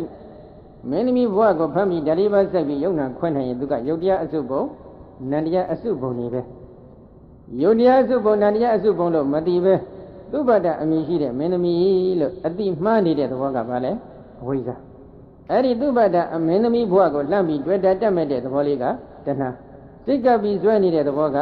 ဥပါဒဒီအဝိဇ္ဇာတဏှာဥပါဒံခြံရံပြီးတော့အရှင်ပြည့်စေကဗုဒ္ဓတို့အားတည်တည်စွာလှူဒန်းတဲ့ကုသိုလ်သင်္ခါရစေတနာတွေကိုပြုစုထောင်လိုက်တယ်နော်နောက်တစ်ခုအရွယ်ရောက်တဲ့အချိန်ကမှဗာရဏတိမင်းရဲ့အက္ခမဟေတိမိဖုရားကြီးဖြစ်ပြစေဒီစုလည်းတောင်းတယ်အက္ခမဟေတိမိဖုရားကြီးဆိုတာကမိဖုရားထဲမှာအထွတ်ထိပ်သို့ရောက်နေတဲ့မိဖုရားပဲအဲ့ဒီအထွတ်ထိပ်သို့ရောက်နေတဲ့အကြီးဆုံးမိဖုရားကြီးဆိုတာပရမတ္တသစ္စာနဲ့မှရှိသလားမရှိဘူးအဲ့ဒီမိဖုရားဘဝကိုတွေ့တလှမ်းပြီးမိဖုရားလို့အတိမနေတဲ့သဘောလေးကအဝိဇ္ဇာဒီမိဖုရားဘဝကိုတွေ့တတ်မဲ့တဲ့သဘောကတဏှာ သိကပ်ပြီးဆွဲနေတဲ့သဘောလေးကဥပါဒံဒီအဝိဇ္ဇာတနာဥပါဒံသုံးခုခြံရံပြီးတော့ဘာကံကိုထူထောင်လိုက်တယ်လေအရှင်ပြည့်စုံကဗုဒ္ဓတို့အားတည်တည်စွာလှူဒါန်းခြင်းဆိုတဲ့ကုသိုလ်စေရနာသင်္ခါရတွေကိုပြုစုထူထောင်လိုက်တယ်နောက်တစ်ခုတတ္တပိယမနာပါဧကမေတိမိဖုရားဆိုတော့လေတခါတလေရှင်မြင်တို့ရဲ့သဘောတန်ထွာကမိဖုရားတွေကသိများတော့မိဖုရားကြီးကိုချစ်ချင်မှချစ်တယ်ဒါကြောင့်သူကဒါကိုကြိုတင်ပြီးကာကွယ်တဲ့အနေနဲ့ပိယမနာပါအဲ့ဒီဧကမေတိမိဖုရားကြီးကိုလည်းဒီဗာရဏသီမင်းကအမတန်ချစ်မြတ်လို့အပ်တဲ့မိဖုရားကြီးဖြစ်ပါစေဟောအမတန်သေးကြအောင်ရေးဆွဲလိုက်တဲ့ပဋိကတစ်ချက်ပဲနော်အဲ့ဒီတော့ပဋိကရေးဆွဲပြီးတော့နောက်ထပ်သူကဘာစုတောင်းပြန်လဲတံအတ္တနာရုစိန်ကာရေတောသမထဟုတ်တော်တတအာစိခိတဝဧကံလုဒ္ဒကပေတိတဝဣမဟထေဝိတပိတေနတန်လေနဝိဇ္ဇာပိတဝသီဝိတခေယပပိတဝသဗ္ဗနာရတိဝိသေဇန္တေယမကတန္တိအာဟာရပေတောသမထဟောမိတောင်းလိုက်တဲ့စုတော်တော်ရှိတယ်နော်တန်ထိုဗာရဏတိဘယင်ကိုအတ္တနောမိမိရဲ့ရုစိန်အလိုသန္ဒသောကာရေတုံပြုလို့စေအံသောငါသမထစွန့်နေတဲ့မျိုးကောင်းသမီးသည်ဟုတ်တော်ဟောမိဖြစ်ရပါလို့ဤနောက်စုတောင်းမှုကမိဖုရားကြီးကသူ့ကိုချစ်တာတော့ရှင်မင်းကသူ့ကိုချစ်တာတော့မှန်ပြီဒီစုတောင်းပြီးပြီနောက်ထပ်ဘာလုပ်တယ်လဲသူ့ရဲ့အလိုသန္ဒကိုလိုက်လျောနိုင်အောင်ဒီရှင်မင်းကိုပြုလို့နိုင်တဲ့မိဖုရားဖြစ်ပြစေသူ့စိတ်ကြိုက်ကိုအကုန်လုံးရွတ်ဆောင်ပေးတဲ့ရှင်မင်းဖြစ်ပါစေဟောဒီစုသေးချအောင်တောင်းထားတယ်နော်ကဲအတ္တနောမိမိရုစေအလိုသန္ဒကိုကာရေတုံပြုစေအံသောငါသမထစွန့်နိုင်သောမိဖုရားကြီးသည်ဟုတ်တော်ဖြစ်ရ၍တတ္တထောဗာရဏတိမေအာစိခိတဝပြောကြပြီး၍ဧကံလုဒ္ဒကံမုတ်ဆိုတယောက်ကိုပိသိတဝစေခိုင်း၍ဣမဟထိန်ဤသတ္တံစင်မင်းကိုဝိတပိတေနအစိလူတဲ့မြဖြင့်ဝိတပိတေနတန်လေးနာအစိလူထားတဲ့မြဖြင့်ဝိဇ္ဇာပိတဝပြစ်ခွင်းစေ၍ဇီဝိတခယအတ္တကုံချင်းတို့ပပိတဝရောက်စီ၍သဗ္ဗနာရန္တိရောင်ကြီးတော်6သွဲကိုမြူလျက်ရှိသောသဗ္ဗနာရတိရောင်ကြီးတော်6သွဲကိုဝိသိဇန္တိလွတ်၍နေကြကုန်သောယမကတန်တိဆင်းဆွဲအစုံတို့ကိုဟာရာပေတုံးဆောင်ယူစေခြင်းကသမထစွန့်နိုင်တဲ့အမျိုးကောင်းသမီးသည်ဟောမည်ဖြစ်ရပါလို့ဤရှင်မင်းကမိမိရဲ့အလိုဆန္ဒအတိုင်းလိုက်ပါဆောင်ရွက်နိုင်တဲ့ရှင်မင်းဖြစ်ပါစေဒီစုကတစ်ခုနောက်တစ်ခုအဲ့ဒီရှင်မင်းကိုမုံဆိုးတယောက်ကိုစေခိုင်းပြီးတော့ဒီသရံရှင်မင်းကိုအစိမ့်လူတဲ့မြတ်ဖြင့်ပြစ်ခွင်းနိုင်ပြစေပြစ်ခွင်းပြီးတဲ့အချိန်ခါမှာသရံရှင်မင်းကိုအသေးတတ်နိုင်ပြစေဒီစုတောင်းသရံရှင်မင်းကိုအသေးတတ်ပြီးတဲ့အချိန်ခါမှာရောင်ကြီးတော်6သွယ်တို့ဖြင့်ရှမ်းဝေတောက်ပနေတဲ့သရံရှင်မင်းရဲ့အစွဲနှစ်ချောင်းကိုလည်းအရယူနိုင်ပါစေဒီစုတောင်းများလိုက်တဲ့အဝိဇ္ဇာများလိုက်တဲ့တဏှာဘာကိုအခြေခံခဲ့မပြောပတ်လောက်တဲ့ရံညိုးဖွဲ့မှုလေးကိုအခြေခံထားတယ်ဒါကြောင့်ဒကာကြီးတွေဒကာမကြီးတွေစိတ်ထားပြုပြင်ပြောင်းလဲဖို့မလိုဘူးလားလိုအပ်တယ်အဲ့ဒီစုကိုတောင်းလိုက်တဲ့အချိန်ခါကျတော့အလူခံပုဂ္ဂိုလ်တွေကြည့်လိုက်တော့အရှင်ပြည့်စုံကဗုဒ္ဓတွေနော်အမတန်စင်ကြယ်တဲ့ကိလေသာအတော်စင်ကြယ်နေတဲ့တကယ်သူတော်ကောင်းအစစ်ကြီးတွေဖြစ်တယ်လူဘဝတ္ထုပစ္စည်းစုကိုကြည့်လိုက်တော့ဓမိယလတ္တတရားတော်နိလဖြင့်ရှားဖွေရရှိတဲ့ပစ္စည်းဖြစ်တယ်ထိုအချိန်ခါမှာသူ့ရဲ့စိတ်နေစိတ်ဓာတ်လေးအမျက်ဒေါသကြီးမားတဲ့ရံညှို့ဖွဲ့ထားတာကလွှဲရင်သူတို့ဟာသီလစင်ကြယ်နေတဲ့ရှင်တွေဖြစ်ကြတယ်သီလတည်းဟူသောမြေပေါ်မှာယက်တည်ပြီးတော့ကြက်ချစိုက်ပြုတ်လိုက်တဲ့ဒီဒါနသည်ခုလိုပကြီးကจิตချက်ရေးဆွဲလိုက်တဲ့အခါမှာဒီပုံစံအတိုင်းပေါ်မလာဘူးလားပေါ်လာတယ်သူမျှော်လင့်တောင်းတတဲ့အတိုင်းသူ့ဘာသာအမည်ရှိတဲ့မတ္တရမင်းသမီးလည်းလာဖြစ်ရတယ်သူမျှော်လင့်တောင်းတတဲ့အတိုင်းဗာရဏီမင်းရဲ့အကမေတိမိဖုရားကြီးလည်းလာဖြစ်ရတယ်သူမျှော်လင့်တောင်းတတဲ့အတိုင်းရှင်မင်းကိုသူ့ရဲ့အကြိုက်လိုက်ပါဈေးနှိမ်တဲ့စွမ်းအားရှိတဲ့မိဖုရားကြီးလည်းဖြစ်ရတယ်သူမျှော်လင့်ထားတဲ့အတိုင်းနာမည်ကျော်ဖြစ်တဲ့သောနုဒ္ဓမုတ်ဆိုးကိုလွတ်ပြီးတော့သရဏဆင်မင်းကိုမြားနဲ့ခွင်းစီနှိမ်တဲ့စွမ်းအားရှိတဲ့အမျိုးသမီးလည်းဖြစ်ရပြန်လဲသရဏဆင်မင်းကိုလည်းအသေးသက်နိုင်ခဲ့သရဏဆင်မင်းရဲ့အစွဲနှစ်ချောင်းကိုလည်းဘာဖြစ်လဲအရယူနိုင်ခဲ့တယ်ကောင်းမလားဟမ်အဲ့ဒါမကောင်းဘူးဆိုတာကဘယ်ကြမှာသိဘုရားတရားဟောတဲ့အချိန်ကကြတော့မှတရားနာနေရင်ကြတော့မှဩမှားပြီပေါ့ဆိုပြီးသိနော်အဲ့ဒီအချိန်ကကြတော့လွန်မသွားဘူးလားလွန်သွားပြီဒါကြောင့်ဦးဇင်းတို့အခုအချိန်ကဟာပကြီးကကြကလေးတွေအတိအကျရေးဆွဲနေတဲ့အချိန်ဖြစ်တယ် Ajita ayosode Majuan Majene, Vajigaja Takuko, Yiswe like me, Soyin, Ajita ayosode, Pony Bomalaula, Pola Nene. Jonya Jinja Lily Mamma, Yiswe Dam solution, Amadan Chomo Lavare, Yopon Lady Pomalaula, Pola Nene, that the issue would take no ad, no? Tajo Payashi at the Yaro Aya Yola Jin, Yola Jin, the Bane, a chicken say, Doda a chicken, no? Doda Gini de Bogo the Yolia Wama, Sladra Malaula, Masav. Meda Akon needed Drogon, Mangay Yolia Wama, Pachimle, you sing some. You know, a lot being I need one for Ludilla. Muluro, no? The Benzain Dobby, the Vini County for Ludilla. Muluro, the Vengo, Puniga, Satan Magona de Kuroshi. For Magona Resro. The Genoga di Magabi of Chicago, the Gade Hango, Poniga, Damazi, don't get food, Sao Capo. To get the Mazi Masu. Allow Jadwal Elomero, then he never Jadwal. Papilu Valley, let's say, take a Gabias or Kanakana down there, sick at the Mutimas or Poniga and Mabiohi. Tell him of Yoro, Dugalem, Mirale, a Jombare, Sharale, a Jombare. And at the Nero Duga, Damazini, Yaula. Yaula Reka Uzinga Meji, Papilu Damaziga. Loud down Johnny the do make it a duga. Sharo Damaziga, they shani the Papilu Shadre. The Vain Gold Sainiga, the Damazigo, they don't have it. Pointa Majabu would do your Majabu. Ha, the Vain Gold Sainiga, Damazina, Vasain, Amadan Sainiga. Fellow Sain Lemiro. The Vain Gomacani, Damazigo, the Vain Lulea. Lubiro, a boom with Bela Lotion, the Venga, Pombi Juala. Ericama, Lore Bongo Pandilo, Yare. Erika Jarama Puy and Sing Magamu Saugam and Gorilla Zavini Yagomi. Era Puy Saugam and Gorilla Zavini Yadore Kajara, who Saudi would go on Dono, Mayam, no? Tiro, Gum Yazovia, last Bubian and listening Garo. Eri Lord, the Vengo, Tamazi, Lane Beedo, at last Genevo Ludila, Malova, who Jadesu Dom Yauda, Yanin, Todo Conra, Magama. Magamus Ragara, no by my job, no? Good. She said that adjoining with that Johnny. Yes. Not a Kuga, Nambale as Zoma, no? Nambale as Zonga Bapile, a Chuya, Nepal. A Chuya, Yabjad. The Jennifer the Bido, Mesovia, Jambido, a Chibi. Ida Manawa Egisa, Itiva Buridawa, Ida Managohodi. Para lava the Gara Grugara, Manana, Wanana, Budanadu, Idadi, Ubado, the Edam Bandadi, Dodina Gamina, Ewandamadina, Ewandamadina, Gada, Vida, Bramrana, Abaya, Dogade, Badania, Uba, Vizadi. Manawa de Gara Duba, Lulin, Ida, Iloganai. Egeza, a chodo, Ediwa, Mudamidi, Dolaga, Buridawa, Mudadi, Dolaga. Ida Manago, Nuzu, Somyong, Sita City, Hodi. Dilo Yona Chonanchi, Dilo Londo, Nedan Lare, to the Vago Gibi, Majima, no? Musu Somyone, Sita, good at the Manalure, Sita.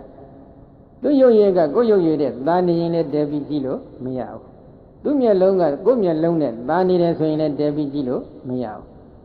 To Daga, go there, Diane, to the Miga, go to meet it, Dani and Swing at Gilo, meow. Tajim Janet, the meeting Janine. Not a good party, Janine. Minilla, Janine, Mayajine, Janine. Oh, Janine, Sita. Ada Managa, News Songyone, Sita, she. Para Lava, the Gara, Grugara, Mana, Ondana, Budanado, Grubado, Layajin, Abuzo Kayajin, a lay of you Kayajin, Yano Kayajin, Shiko Kayajin, Abuzo Kayajin, do night. Idadi, News Songyong, Uba, Dogadi, Gayu, Bimada. Aidan News Songyong, Mugo, Bandadi, Pretty Retai. Turubari Lalava Yares and go take kilo meow. Turubari Abuzo Kayare, Ayodi Kayare, take kilo meow. Turubari Amiano Kayare, Liza Kayare, take kilo meow. Turuba Shiko Kayare, Turuba Abuzo Kayare, go a debi kilo take meow. Savamui, Suni. Tira Dumia Sinagakli Wu in the Bandida Gibido, Miazon, Tuta de Ponzam, no? You know, any loans they tell me have. Person block go. Person, the Yama Magomena Yare Agudo, no? Ema tiny in it. လက်ကားရတဲ့အကုသိုလ်ပဲကြောင်းသွားနေဖို့လိုသေးလားမလိုဘူးသူကစိတ်မထတတ်တဲ့အတွက်အချောင်အကုသိုလ်ဖြစ်ရတာဒီတော့မိမိရဲ့စိတ်နေစိတ်ထားလေးကိုပြုပြင်ပြောင်းလဲပြဖို့တော့လိုအပ်တယ်ဒီတော့ဒီစိတ်ထားလေးကဘာဖြစ်လာလဲသောထုပုဂ္ဂိုလ်သည်ဧဝံဤသောတမတေနာပြည့်ပြည့်စုံစုံသောက်တည်၍ထအပ်သောဧဝံဤသောတမတေနိနာကောင်းဧဝံဤသောတမတေနာပြည့်ပြည့်စုံစုံပြုခြင်း၍ထအပ်သောဧဝံဤသောတမတေနိနာကောင်းစွာသောက်တည်၍ထအပ်သောဒေနာကမေနာထိုညူစုဆောင်မြောင်းတဲ့အကုသိုလ်ကံကြောင့်ကာယသာကိုယ်ခန္ဓာဤပိဋကပျက်စီးခြင်းကြောင့်ပရမဏသုတိပြကျွေသေလွန်သည်မှနောက်ကလ၌အပ္ပါယံချမ်းသာဟု၍မြုံငွေ့မြမရှိသောဒုက္ကတိမကောင်းမှုပြုသူတို့ဆိုင်တော်မတို့ရဲ့လက်ရောက်ရဖြစ်သောဝိနိပါဒအလိုအသာသန္တကင်းလျက်ဖြိုပြပြုတ်ကွယ်ပျက်စီးလျက်ကြာရောက်ရဖြစ်သောနိရိယံငရဲသောဥပပိစ္စတိကရောက်ရပေ၏ဒီလိုညူသူဆောင်မြောင်းတဲ့စိတ်ထားလေးပြည့်ပြည့်စုံစုံပြုကျင့်နေခဲ့မယ်ဆိုရင်ကောင်းစွာဆောက်တည်ထားခဲ့မယ်ဆိုရင်ကောင်းစွာလိုက်နာပြီးပြုကျင့်ခဲ့မယ်ဆိုရင်ဒီစိတ်ထားကငရဲရောက်အောင်ပို့ဆောင်ပေးနိုင်တယ်ဒီကပတ်စံနဲ့တပြားမှမကုံရဘဲနဲ့အချောင်အကုသိုလ်တွေရလိုက်တာငရဲရောက်ကြောင်းကံတွေရလိုက်တာပဲဒီတော့မိမိတို့ကဒီငရဲကိုအလိုမရှိဘူးဆိုရင်ဒီလိုညူစုစောင်းမြောင်းနေတဲ့စိတ်ထားလေးတွေကိုပြုပြင်ပြောင်းလဲပြဖို့မလိုဘူးလားလိုအပ်တယ်နတ်ပြည်နတ်လောကမှာတချို့နတ်တွေမနောပရောတိကနတ်ဆိုပြီးတော့စာမတော့နာမည်ပေးထားပါတယ်အဲ့ဒီနတ်တွေရှိကြတယ်အဲ့ဒီနတ်တွေဟာဒီတိုင်းပဲကိုယ်ရဲ့သားနေတဲ့ရှေ့ကနတ်တွေခုလိုပွဲလန်းတဲ့ပင်တစ်ခုခုသွားကြပြီဆိုရင်ဆိုကြစို့နော်သူတို့ရဲ့စည်းစိမ်ဂုံသိမ်းအလျော်စွာအမတန်အစင်တတ်မြင့်တဲ့ယထာတွေအစင်တတ်မြင့်တဲ့အချွေရန်တွေအစင်တတ်မြင့်တဲ့ဝဇ္ဇတန်စာတွေဝဇ္ဇဆင်ရင်ပြီးတော့မှသွားကြတယ်ဘုံကံနဲ့ပါတဲ့နတ်တွေကြတော့သူတို့တော့အစင်မမြင့်ဘူးယထာဆိုလဲခက်ညံ့ညံ့ကားဆိုလဲခက်ညံ့ညံ့ပေါ့နော်အဲ့ဒီလိုခက်ညံ့ညံ့နဲ့သွားတော့အစင်တတ်မြင့်နေတဲ့နတ်တွေကိုကြည့်ပြီးအစင်တတ်နေနေတဲ့နတ်တွေကညူစုကြတယ်မင်းခေါ်ကြတယ်ဘုဘကအစင်တန်းမြင့်နေတဲ့ပုဂ္ဂိုလ်တွေကလည်းဘယ်လိုဖြစ်လဲနင်တို့နဲ့တို့နဲ့ဘာဆိုင်လို့လဲဖြစ်ပြီတို့လည်းတို့ကနဲ့တို့ဖြစ်တာပဲနင်တို့လည်းနင်တို့ကနဲ့နင်တို့ဖြစ်တာပဲဘာဆိုင်လဲတဲ့တယောက်နဲ့တယောက်ဒေါသဖြစ်နေနှစ်ယောက်လုံးပြီးကြဘာဖြစ်လို့လဲဆိုတော့ဒီအိတ်တာလေးကသူတို့ကအသေးတတ်လိုက်တာတတ်ပြီးတော့ဘယ်ပို့အောင်မလဲငရဲရောက်အောင်ပို့အောင်မယ်ဒီလိုစိတ်နေစိတ်ထားလေးတွေပြပြင်ပြောင်းလဲပြဖို့မလိုဘူးလားလိုအပ်ပါတယ်ကိုယ်ကံနဲ့ကိုယ်ဖြစ်ကြတာပဲကိုအကြည့်တဲ့အယုံဆိုးရတာဘယ်လိုကြောင့်လဲကိုယ်ကံကြောင့်ကိုအချွေရန်နဲ့ပါတာလဲကိုယ်ကံကြောင့်ပဲနော်ဒါကြောင့်နောစီကာယတပိဒပရမရဏအဘယံဒုက္ခတေဝိနိပါဒာနိရိယဥပပိစ္ဆတိသစေမနုဿတအာကိစ္စတိယထပိစ္ဆာဇယတိအပိဒခောဟောတိအပိဒကတံဝတိကဧတမနဝပฏิပဒာယတိတံဣတမနကောဟောတိပရလာဘတက္ခရာကရုကရာမာနနာဝန္ဒနာပုဒနာတုဣတတိဥပဒုတတိဣတံဗန္တတိမာနဝတက္ကတော်သူပလွတ်လင်ကာယတကိုခန္ဓာဤဗေဒပျက်စီးခြင်းကြောင့်ပရမရဏသုတိပြကျွေသေလွန်ဒီမှာနောက်ကလ၌အပယံချမ်းသာဟု၍မြင်ွေ့မြမရှိသောဒုက္ခတိမကောင်းမှုပြုသူဒုစရိုက်တမတို့ရဲ့လာရောက်ရာဖြစ်သောဝိနိပါဒအလိုအသာသန္တာကင်းလျက်ဖယိုဖယဲပြိုကွဲပျက်စီးလျက်ကြာရောက်ရာဖြစ်သောနိရိယငရဲသို့နောစေဥပပိစ္ဆတိအကယ်၍မကရောက်ရသည်ဖြစ်냐ခုနကတဏိဌာနပေါ့နော်တကယ်လွန်ကျူးနေတဲ့အချိန်ကမှဖြစ်ပေါ်နေတဲ့အကုသိုလ်စေတနာတွေကငရဲပို့မယ်အဲ့ဒီစေတနာတွေကအကျိုးပေးဖို့ရအခါခွင့်မသိလို့ရှေ့ပိုင်းနောက်ပိုင်းမှာဖြစ်ပေါ်နေတဲ့အကုသိုလ်စေတနာတွေဆိုကြစို့နော်အဲ့ဒီအကုသိုလ်စေတနာတွေကြောင့်ဒီလူပြည်လူလောကမှာတခြားကုသိုလ်ကံတစ်ခုကပို့လိုက်လို့လူပြည်လူလောကလူရောက်လာပြီလူဖြစ်လာပြီဖြစ်လာတဲ့အချိန်ကမှခုနကအကုသိုလ်ကံတွေကသူတော်ဘာဒီအပေါ်မှာမနာလိုညူစုစောင်းမြောင်းခဲ့တဲ့ဒီစိတ်ထားတွေကဘာဖြစ်မလဲကပ်ပြီးညှဉ်းပန်းနှိပ်စက်တော့မယ်ဒါကြောင့်ကာယတကိုယ်ကံတိုင်ပရမရဏသုတိပြကျွေးသေလွန်သည်မှနောက်ကလ၌အဘာယံချမ်းသာဟု၍မြင်ဝဲမြမရှိသောဒုက္ခတိမကောင်းမှုပြုသူတုစိတ်သမားတို့ရဲ့လာရောက်ရာဖြစ်သောဝိနိပါဒအလိုအသာသန္တာကင်းလျက်ဖျိုးဖျဲပြိုကွယ်ပျက်စီးလျက်ကြာရောက်ရာဖြစ်သောနိရိယငရဲသို့နောစေဥပပိစ္ဆတိအကယ်၍မကရောက်ခဲရသည်ဖြစ်냐မနုဿတံလူပြည်လူလောကသို့သစေအာကိစ္စတိအကယ်၍ရောက်ရှိလာခဲ့သည်ဖြစ်냐တခြားကုသိုလ်ကံကြောင့်လူပြည်လူလောကရောက်လာပြီယထာအကျဉ်အမျိုးအနွယ်၌ပိစ္ဆာဇာယတိပရိသန္တိအဖြစ်ဖြစ်ပေါ်လာရ၏တ